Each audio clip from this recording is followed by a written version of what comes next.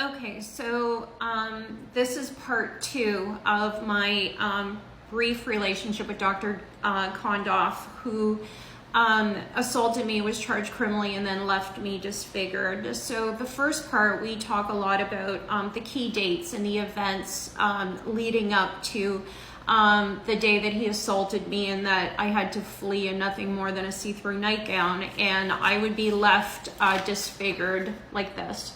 So while I'm like this, I would stay a month in Virginia hotels trying to rectify this situation, the most traumatic time ever.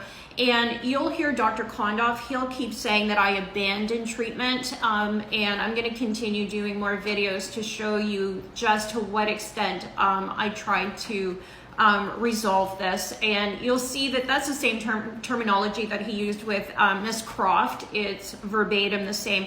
I prepared a 10-page statement for the government, and I'm going to read to you a part of that. It says, I am a Canadian. I was alone in a state where I didn't know anyone. I was scared and disfigured, but I knew that I needed my belongings, my cell phone, and the completion of the promised dental work.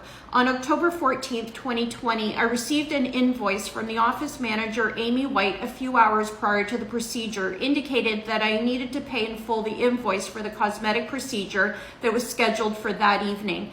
After he assaulted me in his home, it was clear that he would begin to use the completion of the promised dental services as leverage against me. He created an invoice to use as a mechanism to create leverage to further control and intimidate me. Once it became clear that Dr. Kondoff would not install my veneers, I met with an attorney on October 15th, and we drafted a demand letter to him to hear his intentions and to get my belongings. He wouldn't give me my phone, clothing, shoes, despite numerous requests by my attorney and the police.